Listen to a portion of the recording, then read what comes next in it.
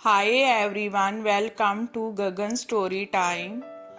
आज की हमारी स्टोरी है सिया बेटा, अब तो शादी के लिए हाँ कर दो। 1 साल हो गया अब तो तुम्हें नौकरी करते हुए। अब तो शादी हो जानी चाहिए तुम्हारी। वीकेंड पर घर आई बेटी दामिनी ने अपने मन की बात रखी। मम्मी, इतनी भी क्या जल्दी है?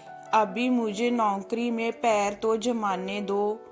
नई नई नौकरी है, अभी तो सैलरी भी कुछ खास नहीं। मैं अपने खर्चे कैसे करूंगी? आप भैया से क्यों नहीं कहती? उनकी नौकरी को तो 2 साल हो गए। वो मुझसे बड़े भी है।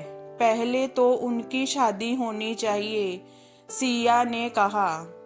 अरे अभी तो उसने कुछ भी सेविंग नहीं की।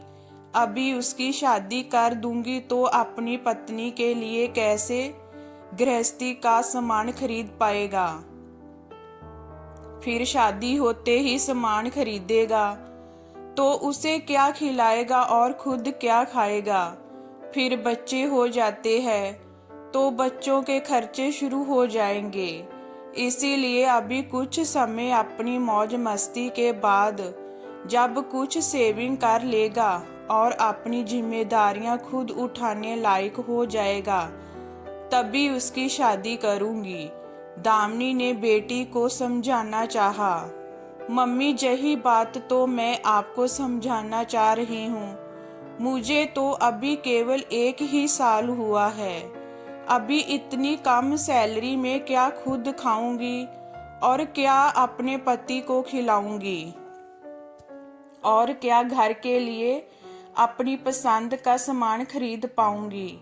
फिर घर वालों को बच्चे की बेचैनी लग जाती है तो मुझे नौकरी से छुट्टी लेनी पड़ेगी। मेरा तो कैरियर शुरू होने से पहले ही खत्म हो जाएगा। ना बाबा ना। जब भैया अभी अपने परिवार का खर्चा उठाने में असमर्थ है तो मैं कैसे शादी कर सकती हूँ? सिया झुंझलाहट के साथ बोली।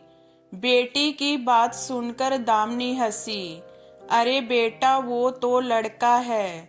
लड़कों की तो जिम्मेदारी होती है अपने परिवार की जिम्मेदारी उठाना। तुम तो लड़की हो, तुम्हारी जिम्मेदारी थोड़ी ही ना है परिवार के खर्चे की? तुम्हारा पति तुम्हारी जिम्मेदारी उठाएगा।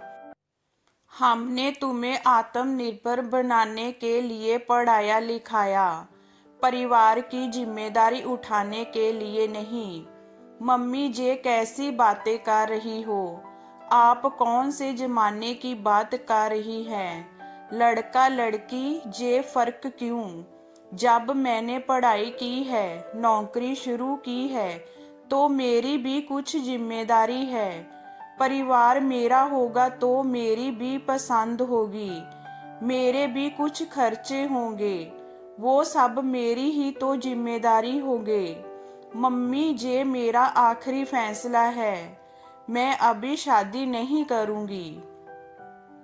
अपने कैरियर को एक उड़ान दूंगी। जब मुझे लगेगा कि मैं अपने परिवार के खर्चे उठाने लायक हूँ, तभी मैं शादी करूंगी। भैया और मुझ में कोई फर्क नहीं है। आज के समय में लड़का लड़की में कोई फर्क नहीं है। लड़कियां कदम से कदम मिलाकर तभी चल सकती है जब उन्हें बात बात पर लड़की होने का एहसास ना कराया जाए। जब लड़कियों को बराबरी का दर्जा दिया है तो बराबरी की दुनिया भी तो बसने दो, कहकर सिया उठकर अपने कमरे में चली गई। सिया सही कह रही है दामिनी, रोहित और सिया में कोई फर्क नहीं है। तुम उन दोनों को लड़का लड़की के तराजू में मत तोलो। हमने अपनी बेटी को इतना मजबूत बनाया है कि वो किसी भी मामले में लड़के से कम नहीं। आज के समय में केवल सैलरी ही नहीं, और भी बहुत सी जिम्मेदारियां होती है। जो अकेले लड़की को ही संभालनी पड़ती है। अभी बेटी पर बोझ मत डालो। इतनी देर से चुप बैठे सिया के पापा मोहन जी बोले। दामिनी भी समझ रही थी कि बेटी की बात सही है। उसे भी पढ़ी लिखी होने के बावजूद जल्दी ही शादी और घर परिवार की जिम्मेदारियों में बांध दिया गया था। चाहते हुए भी कहाँ कुछ कर पाई थी। वही गलती वो अपनी बेटी के साथ दोहरा रही थी। अपनी बेटी को महिला होने का एहसास दिलाकर उसे छोटा और कमजोर महसूस करा रही थी।